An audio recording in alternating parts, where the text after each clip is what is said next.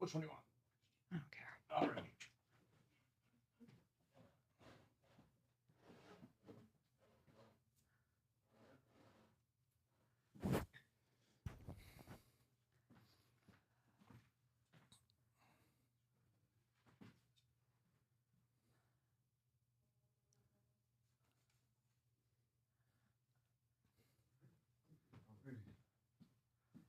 Right.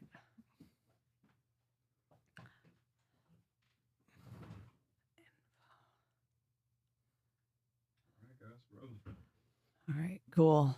Morning. Hello. I just need to put the new babysitter, not the new babysitter, but the new time slot for this. You need to put her on Do Not Disturb override. I don't know. In case I don't know what I'm doing. there's an Now I'll emergency call at her. home. I didn't mean to call her. So I guess that's a new way of saying, of announcing that we are testing a new time slot for actually recording this. Day game. Yeah, it's 11 a.m. It as is. opposed to 7:30 p.m. And we're even more unprepared than we are at night. Okay, cool. I got her on ringtone and text tone emergency bypass. Good to go. Yeah. So our son's in school and we got a sitter for our daughter for 2 hours. Yep. Feel less tired than I usually do at 7:30 p.m. And I think we'll just make sure we go on actual date nights more often instead of trying to squeeze in a drink after recording this and trying to have a conversation publicly, sort of, at the end of the day. Yep. So While constantly being under the gun.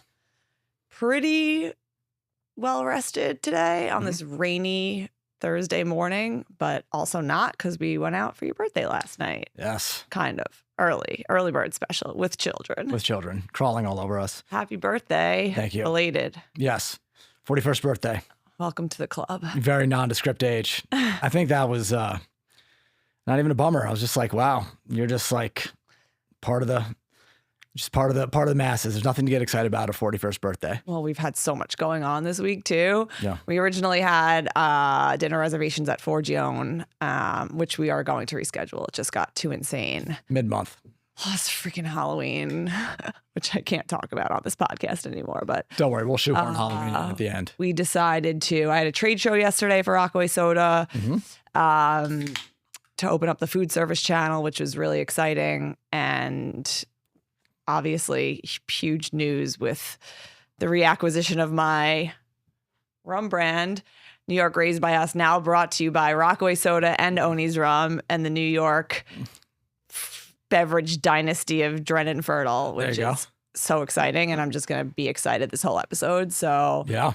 why don't we just talk about where we went for your birthday? Because that's really more important than business, obviously. Family first, always. Sure. Okay. First and foremost, congratulations. The wayward child, OWNEY'S Rum, finally back in the fold after It's still not real. 7 or 8 year.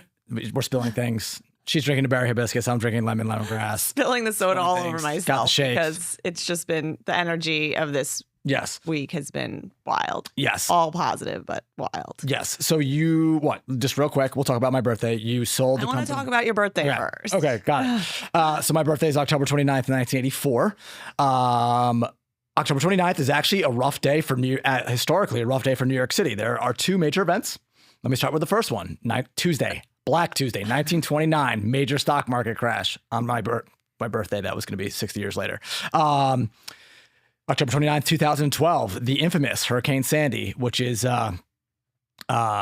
was crazy time in New York City. Only time I've seen the city blacked out for 3 or 4 days. You're from Rockaway Beach, your community, and that part of the Rockaway Peninsula, completely inundated by water, the Atlantic Ocean. And that was a crazy time in the city for I totally forgot that yesterday was the anniversary of Hurricane Sandy. Hurricane Sandy, 2012. I just had a little bit on my mind, but Yeah. Yes. You lost a basement. Some of your friends lost homes that were rebuilt in time. it's a crazy Yeah. daytime when I think back on that, which isn't that often, but when I do, I'm like, whoa. Yeah. That was weird. Yeah. It was Harry's birthday, so he was living in Carroll Gardens. Carroll Gardens at the time. I was there for the night. Yeah. we were expecting a storm, but like not what we got. Obviously, no one evacuated Rockaway. The news media would say they got it right this time, and they took a freaking victory lap for a month as usual. And like, I don't want to go there, but Yeah. anyway, I couldn't get in touch with my family. It was horrible. Anyone who had family on the peninsula that was not with them, it was just a horrible Pretty sleepless. night. Just because we couldn't get in touch with anyone. We had no idea what was going on. Things were burning and water was rising and Cars were floating into Jamaica Bay. Yeah. it's just devastation. So upsetting. Very minimal loss of life, should be noted. But property damage. A few people died though. Yeah. Property damage was through the roof. Billions and billions of dollars to New York City. Horrible. I was not prepared to. I didn't know you were going to start with a history lesson, and right, we'll I'm go back. not really So, like interested in talking October about 29th, 2025, I turned 41. You got to stop talking over each other. Both of us. Yeah. Because it sounds bad. Yeah. But anyway, I wasn't expecting to go into history lesson with Hurricane Sandy. One day I will talk more about Hurricane. We can have an episode on Hurricane Sandy. But that was. Anyway, I wanted to talk about what we did for your birthday, your 41st birthday, which was yesterday. Yeah. All right. So you had a trade show. You did not. So I had the kids, and then we went to a Walker's on Northmore and Varick, which is a notable restaurant bar. That's where we had dinner, which is opposite the Ghostbusters fire station. I forget what it is, Engine 7 or something like that. It was nice. Daughter was crawling all over both of us. We passed her around. It was absolutely insane. It was rough. Our son watched Peppa Pig the whole time and ate his entire plate of chicken tenders and fries and some of my steak. That was great. I more just wanted to make fun of how ridiculous it is to try and go out with a 3-year-old and a 9-month-old. Impossible. I mean, and we went and we were only exposed. What was your goal? 3 drinks in 41 minutes. This is my 41st birthday. Got 2 drinks in over an hour. And it was rough out of the gates. And then I gave her some mashed potatoes and she got a little docile, but she's crawling out of her skin. She's ready to go. Yeah. It's a memory. We were laughing as we were having our martini. Like, it's a moment in time and this is a good birthday memory. And we're going to go to, our fancy dinner, just the two of us in a couple of weeks. But, we've had a lot of birthdays, thankfully. Together and in general. And apropos to have a insane, our son spilled the water all over the table. There's crayons, there's phones, there's Netflix, there's screaming, there's bottles, there's mashed potatoes, Harry and I chugging martinis. And our waitress was a production assistant that I had worked with 2 years prior. That was also wild at the end. Small world. Right before I stopped working in the production industry, this was a young lady I'd worked with 2 years prior. And lo and behold, she's working at Walker's. So probably a testament a little bit to how production's going in New York City. But that's a whole different episode. But yeah, small world. And it was a good birthday. But yeah, we're waking up a little with this rainy day, a little bit slow. What can you do? Even though we still went to bed at 10 o'clock. Doesn't matter. It was we were at Walker's from 5:30 to 7 max? Felt like it was 4 hours and 17 drinks and not 2. Yeah. So also a testament to being 41. The recovery is... Our son has a ridiculous memory though. So hopefully he remembers some of these things. Yes. Because they get excited, we oddly are at an age where I think I said this before when we partied on our son's birthday. Like I get excited for that, and it's more like it's fun to enjoy things with your kids, obviously. Yes, and they're more excited. Like he was obviously more excited for a treat, a cake, whatever we got from a brownie, than either of us were excited for a birthday cake. He's not interested in candles or singing the birthday song. He doesn't like that, but he definitely wants to get down with whatever the sugar dose is going to be. It wasn't just a brownie though. It was apple crumble and a cheesecake. And I ordered all the desserts to go. Of course, we had maxed out our time limit at Walker's and they needed to come home with us because I couldn't try and sit in there for another second. No. And there was another family close to us and their kids were a touch older and they were quiet, but their kids were about to go off too. So we got out at the right time. It was their turn to shine. But yeah, it was really nice. Great spot. Love that bar. Walker's is a classic. I'm happy it's survived the test of time. I'm happy that, Tribeca, I will say the restaurants in Tribeca have stood, a lot of them have really have endured. Odeon, as we've said, 1980, Edwards is probably not too far behind. There's two handfuls of restaurants that have really kept it together in a neighborhood where I'm sure the rents are just insane all the time. Bubby's is another one. I mean, Bubby's is a tourist trap now. But they've really endured. And I'm impressed because I can't imagine what the rents are. Would you call Bubby's a tour? I mean, obviously they get a million tourists, but Not a tourist trap. It's just, no, Bubby's is quite good. I'm not knocking Bubby's. Food is good. It is very, did Leonardo DiCaprio put it on the map? Did their pancakes put themselves on the map? I don't know. Bubby's has been there forever. By forever to me is 30 plus years. And I'm guessing it's It hits. It hits. It's really good. It's really good. Our son's preschool is right by there. There are almost without fail. They have cones, green cones, to line up people that are waiting to be seated. But it is that good of a business. It is an extremely well-oiled machine. Yes. They turn those tables. Yes. Fast. The food is very consistent. But anyway. And I normally do panic. I do normally panic when I see a line like this going into restaurants. Real panic sets in. I'm like, I'm not going to eat. Start tweaking out. Why did she put me through this? Talking about you. I'm not doing this again. I'm like, we're going to set a hard timetable for when we're seated or else I'm like, going to cause a riot. But Bubby's turns over tables very, very well. So hats off to these restaurants. Walker's is great. This is about Walker's though. Great. You could do a whole show on your food problems, neuroses. They're well-founded. But yeah, of course, whenever you want to, we can do a whole series. We can do an anthology series on this. Happy to. Your anxieties around food. Well, yeah. Meaning, how much can I get it? All right. Apparently, yeah, sure. Apparently, there's a whole trend. Waiting in line is fucking cool now. I never want to wait it. Nothing's cool enough for me to wait online. That's not a trend. That's always been the case. I know, but now they're what's it destigmatizing? What's a word the internet culture uses? Or normalizing, normalizing waiting in lines for the sake of waiting in lines. There's no normalizing that. If we live in Soviet Russia and you need bread, you have to wait in line. We don't live there. You can get a cronut. You can get knockoff cronut somewhere. You can get knockoff whatever. There's 20 options for the food you want, probably within 2 miles. Do you need to wait an hour and a half for a place and to be seen? That's up to you. That's part of the panic. I'm not I'm good, man. I'm good. I don't need to wait.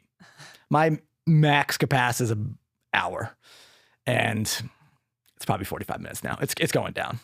I don't know. With age. Yeah. The older you get. Soon it's going to be 0. Yeah. I mean, we're clearly not in the lifestyle right now, going out to trendy places. But when we lived in the West Village, before the West Village, the West Village has always been the West Village, but now it's insane post-COVID, whatever. We lived there from 2017 to 2020. Via Corona. And that was peak. I had just sold OWNEY'S.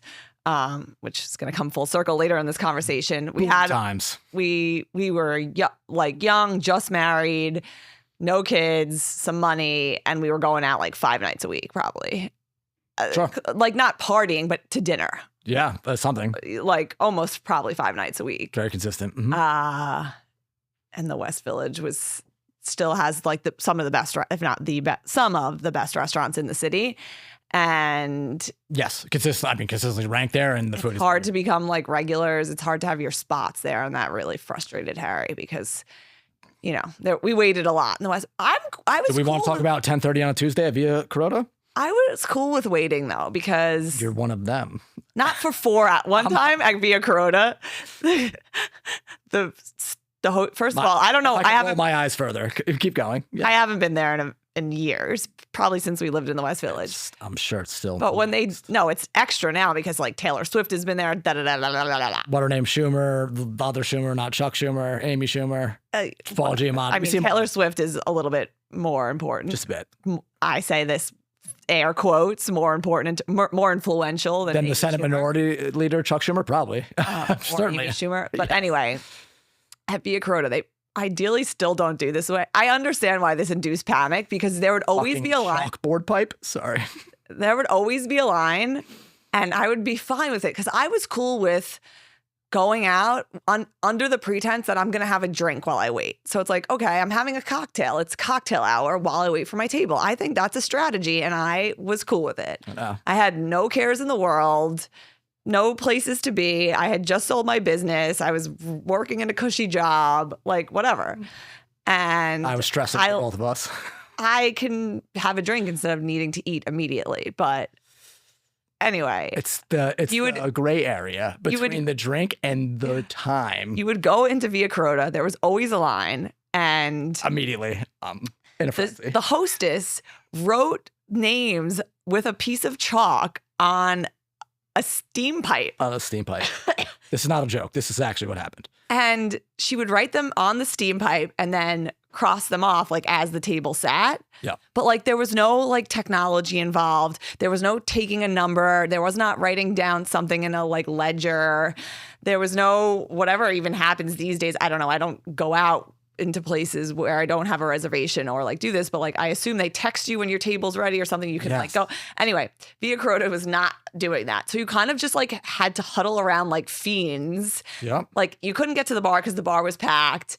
Little side tables, people were eating there because they were desperate, which we ate at because we were desperate and took whatever the scraps and you had to just trust that the hostess was like going down the names, the list right, because it was total chaos. Right. But I think about a 6'5" woman that had like the names were written all over the place. This is not like. But I think Greece. These people were like professionals, but it was stressful because you didn't trust that they were professionals. 1,000%. And then unironically, there's two places that have unironically told us times where I'm like, how could you utter those words? Oh my God. Roberta's and Via Carota. No, Isodi. Yeah, it's going to be 3 hours and 13 minutes. Okay, one time we walked because we lived on Via Carota. A 3-hour movie. We lived on the block of Via Carota, or like one block down, Grove between Bedford and Bleecker, which is also around the corner from Isodi. So I think one night Via Carota was too insane. We didn't even ask how long the wait was going to be. Yeah. And we walked around the corner to Isodi, which is also amazing food, but seats less.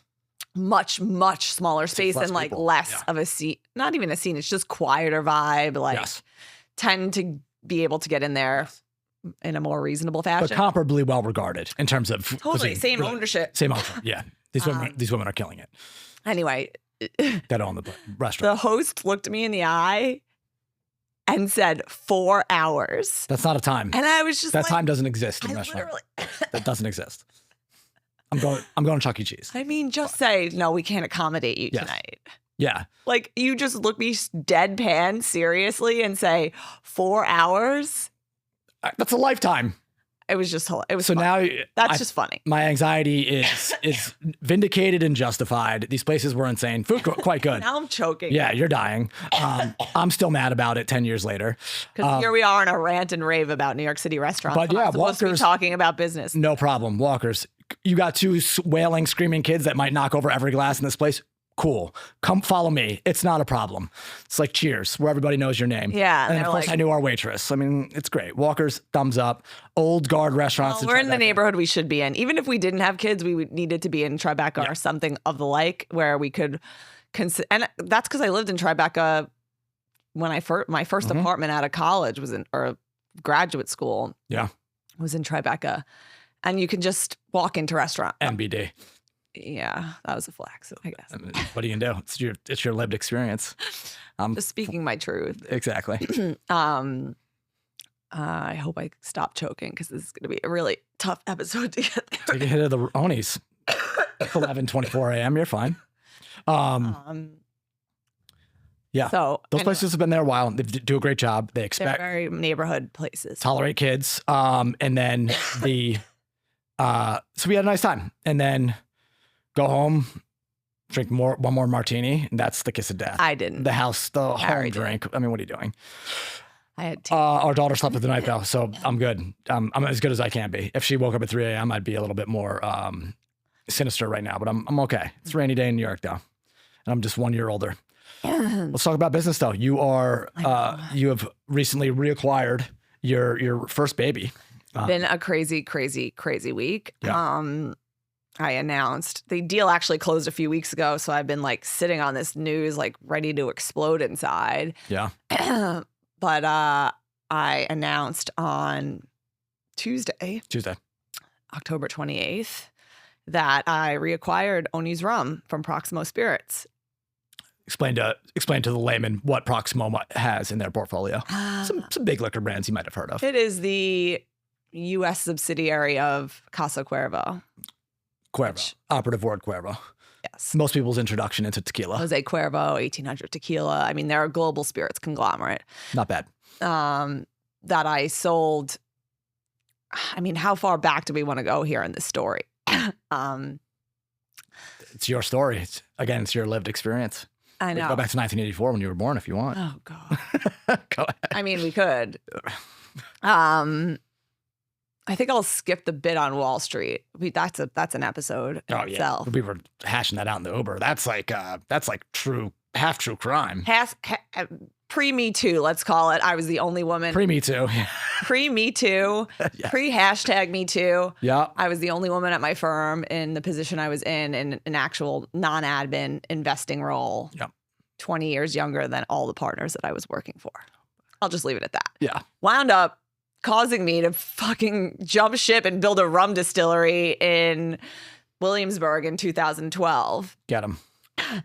I was investing in global consumer products goods with a niche in beverages, and then a niche within that niche in alcoholic beverage companies, which inspired a vision and an opportunity to bring rum distilling back to New York City. Rum was the first spirit distilled in New York in the 1660s. It was part of a dark trade going on between England, the Caribbean, slaves, and sugar. Yep. Called the Triangle Trade. Yep. Molasses is a byproduct of, oh my God, I'm going right back in like nothing's changed. Muscle memory.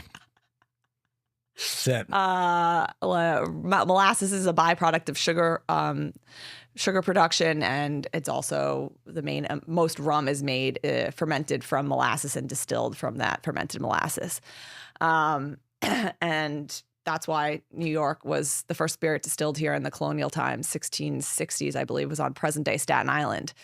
So when I built the Noble Experiment NYC, which was the umbrella company for OWNEY'S Rum, in 2012, we were the first rum distilled in New York in over 100 years. Incredible. It was such an amazing, awesome part of my life. It's quite a journey. I was in my late 20s. I jumped ship from the hedge fund I was working at. I poured all my money into it. Some angel investors as well. I left my loft in Tribeca, moved back to Rockaway with my parents for what was going to be 1 year, wound up being 5 years. Thankfully, Harry and I have been together even before I went to Wall Street. Yeah. And he had various apartments throughout Brooklyn during those times. So I had an outlet outside of my parents. You had a key to my apartment in Crown Heights that you were welcome to, obviously, whenever you needed to. Yeah. But anyway, halfway. We made this rum there. Built it quite nicely, scrappy, became like a cult favorite, iconic boutique rum. Construction was in the renaissance of independent spirits at the time. Yes. So much so that within 5 short years, a global spirits conglomerate, Proximo Spirits, approached me to acquire the company, which was so exciting. And that, honestly, to be honest, that was like the original vision for this. Bring rum back.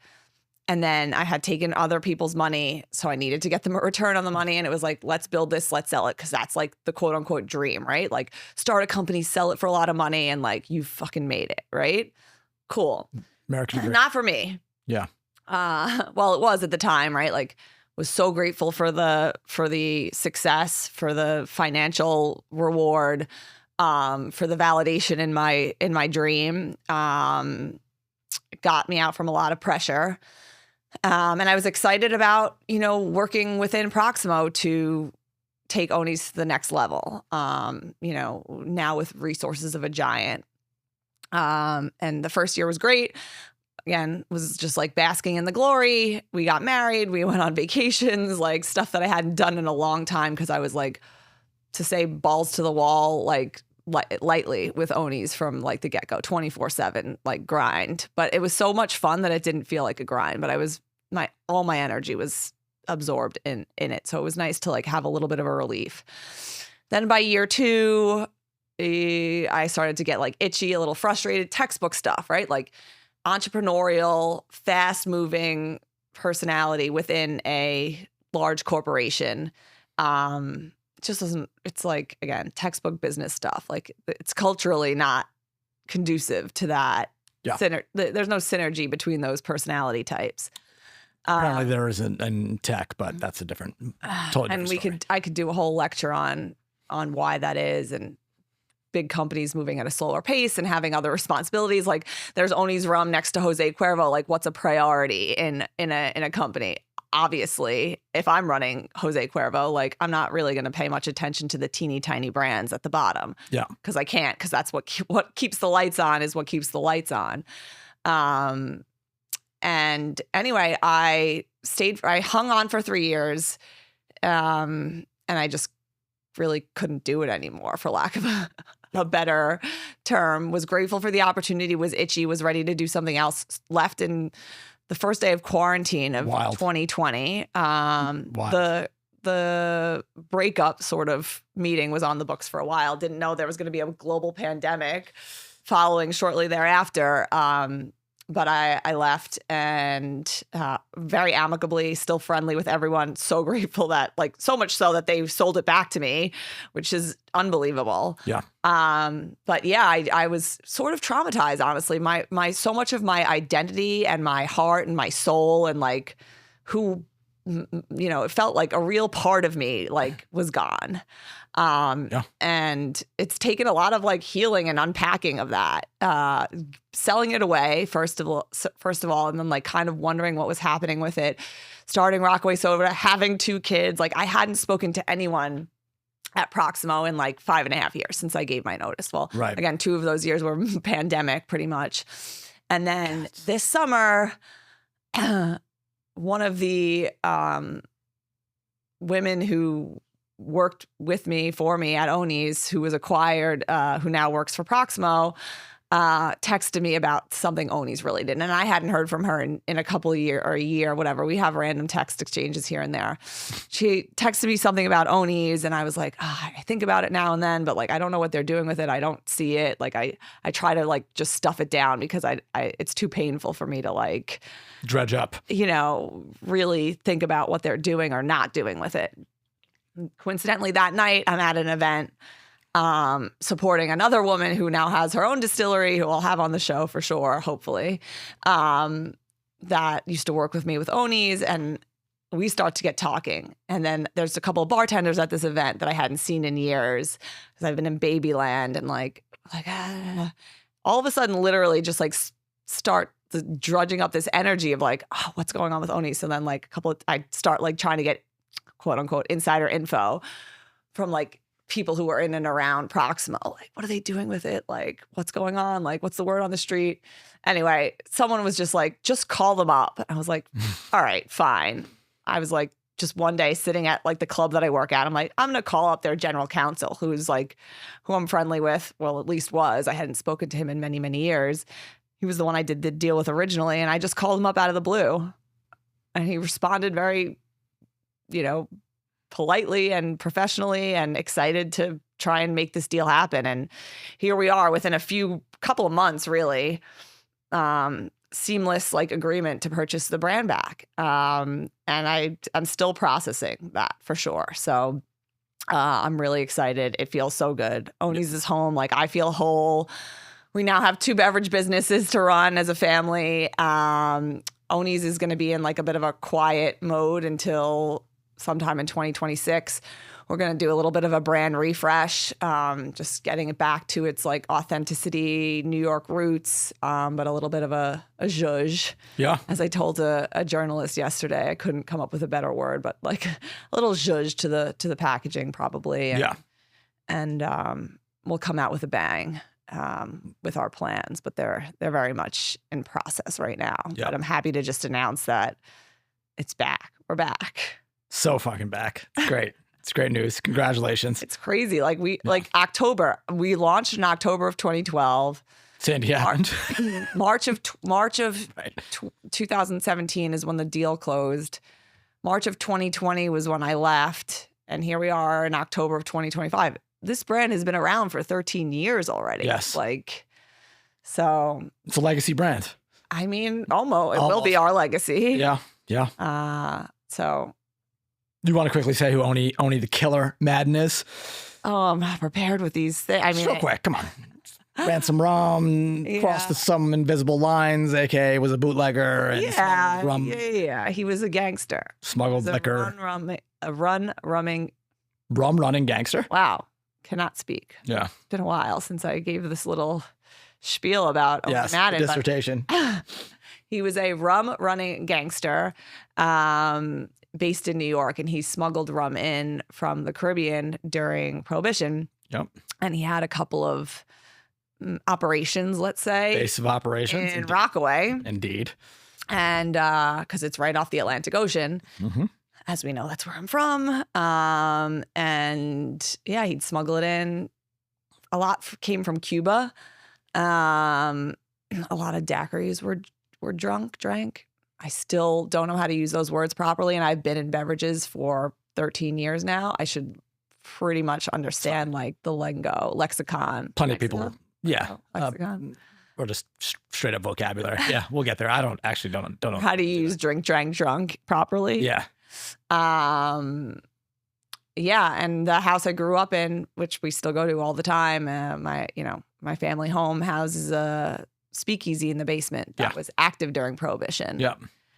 So a lot of inspiration for the original, branding was an homage of New York, obviously, Prohibition, drinking real daiquiris, because I think that's become more, when I set out in 2012, that really was like, I think it's become more, there has been more education around what a classic daiquiri is, but that was sort of bastardized over here. Cocktails in general. Oh, cocktail, yeah. Really had a resurgence. Like, cocktail culture was just starting to like emerge. Yes. Reemerge, I should say. Yes. It was it was in the dark ages a bit. For sure. A classic daiquiri, it's really hard to beat that drink.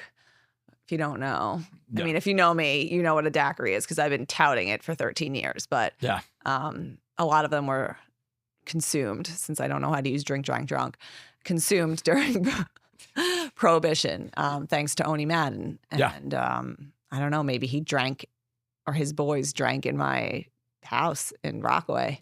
Probably. Yeah. Probably surreal. What inspired you? Yeah. Very surreal. So. What I can say is the liquid is not going to change. Yep. I think you should clarify. There was a second Owney's. Under Proximo's ownership, there was a line extension that included a Caribbean, a blend of Dominican rum and Owney's original in a purple bottle. Yeah. So we had three SKUs. Yeah. We had the original, we had the overproof, and we had purple. I called it purple, but it was really the Owney's blend. Yeah. We won't be selling the Owney's blend anymore. Right. We're going back to our roots, as I said. Yep. So the original and the overproof will be. Will you do the holiday specials? And then we're gonna do a lot of fun one-off seasonal collaborations and cool stuff. But the launch will be our original and our overproof as our flagship products. Amazing. Congrats. Yeah. People are asking about an Owney's Rockaway collab. I mean, come on. There's so many some mating. Limitless possibilities here. That's it. That's it. But I'm riding the high. Good. I've been thinking like well deserved. A lot about, entrepreneurship, risk taking, my own self. It's a roller coaster, to say the least, and like to have things come full circle now is really incredible. It feels so good. Yeah. I'm just gonna keep trying to come back to this feeling when it gets low. Yeah, because it's gonna get low, because that's how it goes. Constantly chasing the high, but this time totally on my own terms. Our family outright owns both brands exclusively. Clean slate. Again, wanted to make this a legacy family business. Mm-hmm. For now, I mean, that could change, but for now, it's a reclamation. Yeah. Uh, A Reconquista. I don't know if that plays. Might get canceled. That's great. Yeah. We'll go into further business inside baseball, but for now, the brand's back in the fold. It's great. Yeah, so that was Tuesday. Yesterday was a Rockaway Soda trade show, opening up food service and office space for the soda brand. And now today we're potting. Potting, is that a word? Did I just make that up? No, I'm sure that's the verb. God. Yeah. Tomorrow's Halloween. And we have 2 babies, and let's see how much I can stretch myself. I don't know. You love it. I mean, you can't. It's like an addict. It is like an addict. I was Sure. I was likening myself to that this morning. It's like you're chasing that high. You just want to jump off the plane again. I'm a risk taker. I'm an addict. It's PTSD or glutton for punishment, whatever. Yeah. All the things. I got a lot of texts. There was a lot of energy exchanges this week. Yes. And a lot of friends, people who are also in their own businesses, like, congrats, you fucking nut job. Like, why are you doing this to yourself again? But I am who I am. Yes. And that's like, it's like just it's my essence, it's my soul. And I always laugh when people are like, I want to be an entrepreneur. Like, you can't just like want to be an entrepreneur. It is very much a personality trait, not to want. Everyone wants to make millions of dollars inherently. Be careful what you wish for, honestly, because it is people not that flat on their face. Like, it's like it takes such a mental and emotional toll on you and your entire family. We only hear the Hollywood endings. Well, mainly the Mark Zuckerbergs and Facebook with, The Social Network, the movie, or Bill Gates in his garage with his boys, or Steve Jobs in his garage with his boys. It's always boys. You always hear these, or NVIDIA, the guy that made started with video game chips and now is a $5 trillion company that's, valued at $5 trillion. You always hear the Hollywood stories, the master of the universe stories, but the vast majority of entrepreneurs fall flat in their faces. I get it. No one wants to have a boss. No one wants to work for anyone else, or generally. So buyer beware with entrepreneurship. You are one of these people that I was like, screw it. I'm getting right back in. Yeah, but I also thankfully have a great partner. Thank you. I think you're talking about me. Yes. Yes. I don't think that it's possible without that. Right. Because the lows aren't pretty. I know that internally. I can't imagine what it's like to be on the other end of it. Right. So. Yeah. And they're really, like, not to genderize it, but there really aren't many men that can be with a woman like me. And so I'm cognizant and grateful for that. This has crossed my mind. I don't know what it says about me. I think, like, if some people got their hands on this quote, they'd call it being a beta. What does that mean? I don't know. It's fucking manosphere incel shit. But yeah, keep going. I don't even know what that means. Exactly. Unfortunately. Oh, like I'm an alpha and you're a beta? Whatever.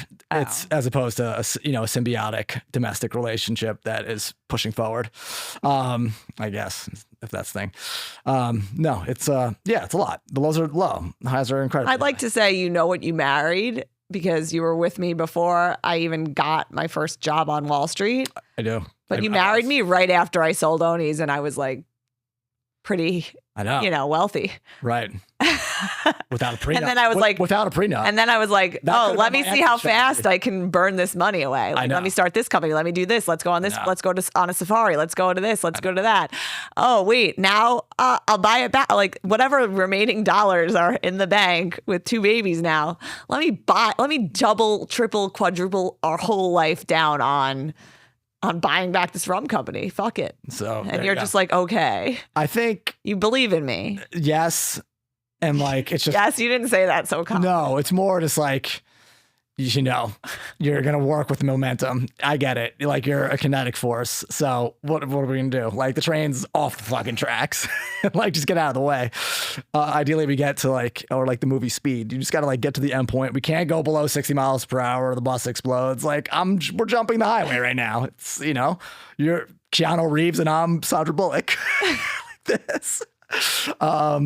So yeah, I just got to be calm as possible and just like keep my I guess but you're steering and also accelerating. So yeah, maybe you're both Keanu Reeves and Sandra Bullock, and I'm like a panicked passenger that's just like on for the ride. But yeah, no, it's great. It's obviously been extremely exciting on, my side of the equation too. I mean, I'm living this with you, not nearly as intimately, not as intimately as you are. You're not telling me about like minute by minute minutia. But yeah, I mean, I've been along for the ride. It's been great so far. So I'm happy. Yeah. Glad it's been great. Yeah. Like B plus, closer to B plus. Yeah, it's not like a steady plateau. Some real dips, but it's okay. Yeah, it's a lot. If you believe in the American, entrepreneurial spirit, up by your bootstraps mythology, which every day gets questioned, it's people like yourself that are pushing us forward. You create jobs. It's a different approach. I like a challenge. Clearly, if money was the sole driver of like my satisfaction, I would have stayed on Wall Street, right? Like I was making silly money for my age, and it was empty. Yeah. Then I was grinding my ass off, like killing myself when I started OWNEY'S. So much so that by the time the deal closed with the original acquisition, I was burnt the fuck out. Yeah. I was tired. And I think that I'm, now that I'm older and wiser with both of these businesses, I really every single day work on my mindset. And every single day I'm trying to consciously, I know what my nature is, and my nature is to go as hard and as fast as possible at all times. Yeah. And that's not healthy. Yeah. And I'll burn out. So, I'm really practicing slowing down, and sometimes slowing down is way more effective than going fast. So, yeah. Taking my time methodically and making decisions from a grounded place. Yeah. And I think this was a decision made from a grounded place, reacquiring the brand. Yeah. I think I mentioned last week or the week before that because we're sleepless, because, our daughter has been annoying at night. So when the deal actually closed and I had to sign on the dotted line, I was like, I got shaky because I was like, I haven't slept in a week. And our daughter was probably crying as you were. Yeah. Sorry, Reese. You're going to get out of this and you'll be great. But yeah, I feel good today. I feel so good that the news is out too. That was hard. Like the 2 weeks of and there was no reason that there was no agreement where I had to keep it quiet. I just wasn't ready. I was ready, but I wasn't ready, and scared to say it out loud because it would just make it more real. Yes. But it feels really good to have said it. Yeah. OWNEY'S 2.0's birthday is October 28th, a Scorpio like me. Yeah. No, hasn't been born yet. 2.0 is on the come. Inception day. Yeah, something. Yeah. Announcement day. Announcement day. Yeah. It's like announcing you're pregnant, but the baby's not born yet. Yes.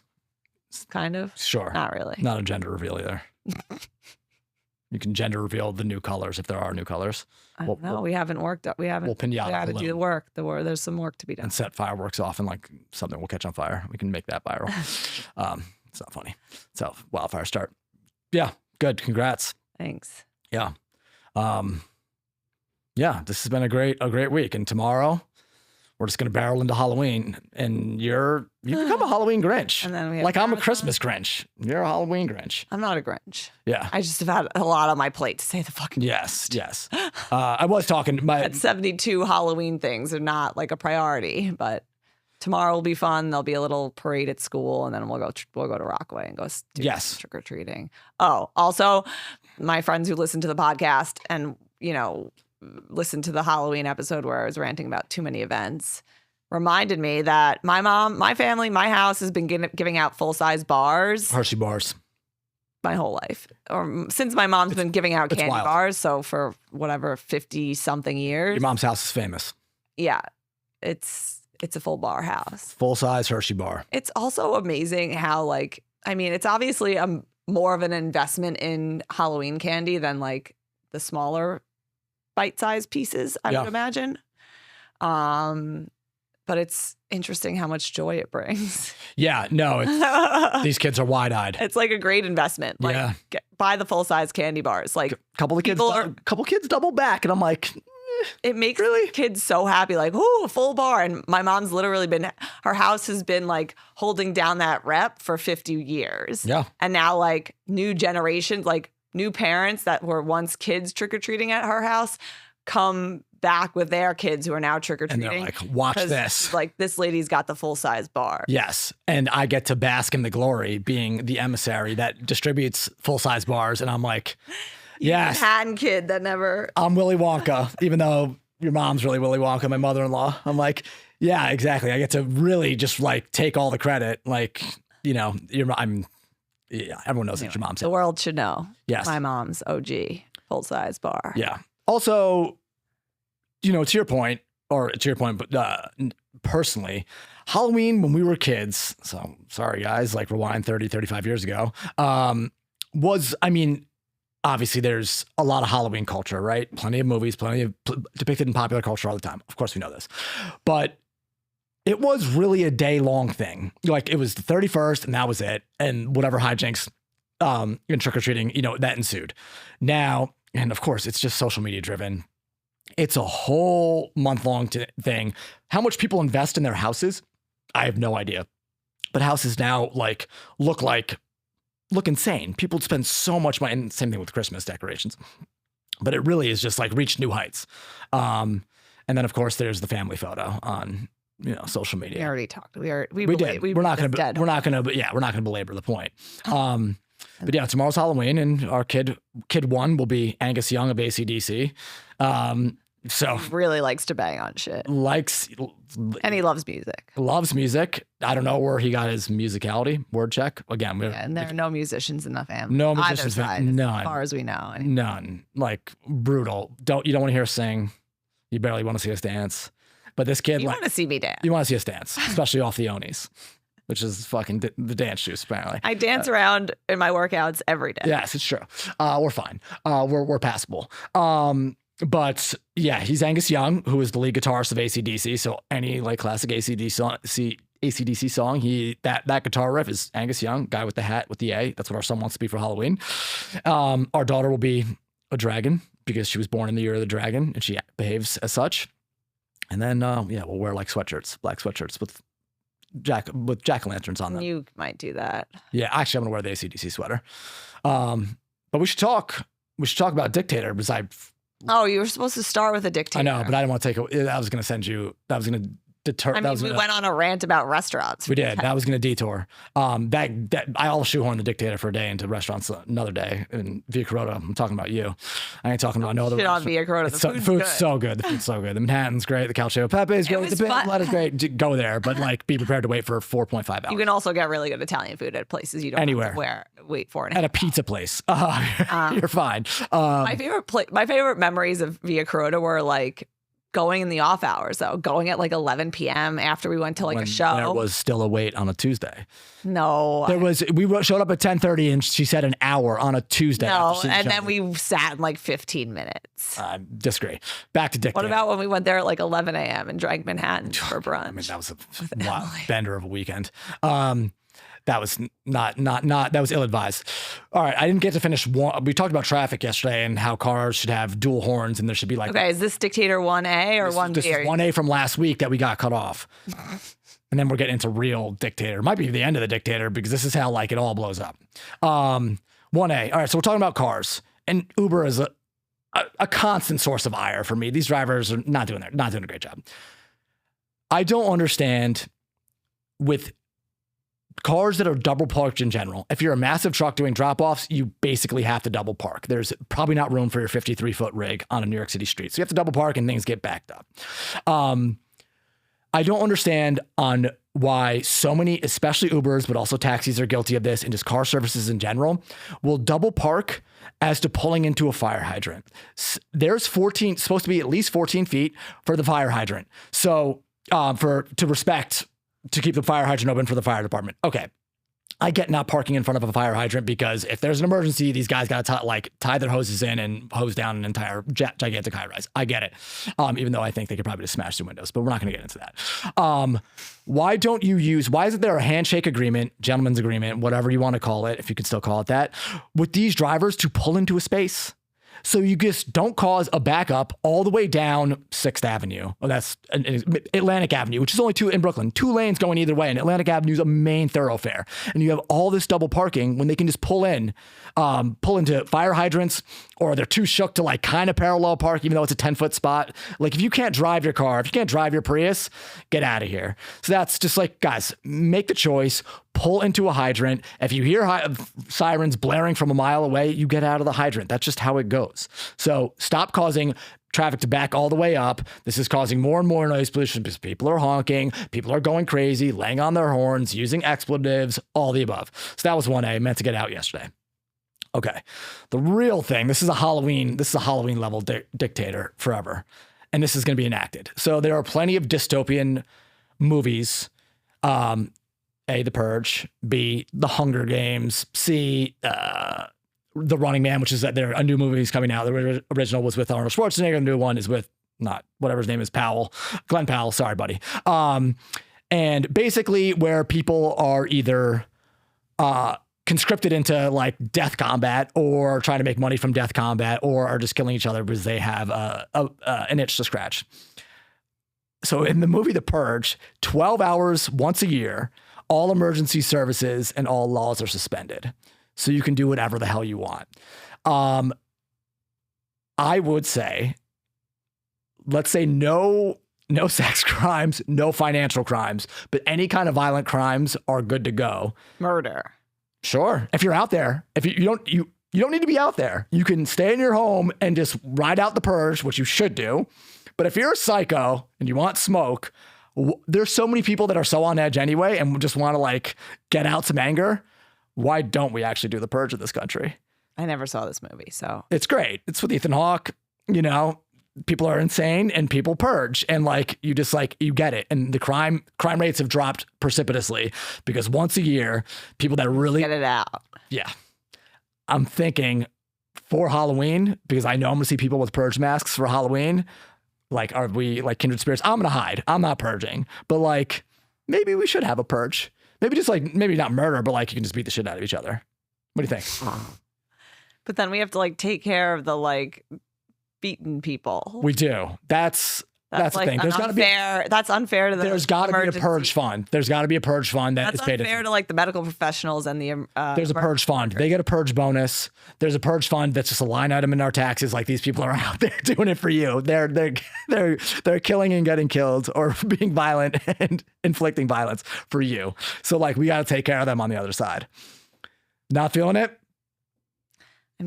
I need the logistics of this. I need to see the movie, first of all, and then sirens go off, shutter your doors. You're not going to see cops, firefighters, ambulances. So then like 12 hours later, you open the doors and there's just like pandemonium outside. No, that's the end whistle. There's no OT in the purge. After 12 hours, like if you've killed someone after the whistle, you're now guilty of murder. No, I know, but like there are just dead bodies on the street that someone has to pick up. Yes. No. Purge bonus.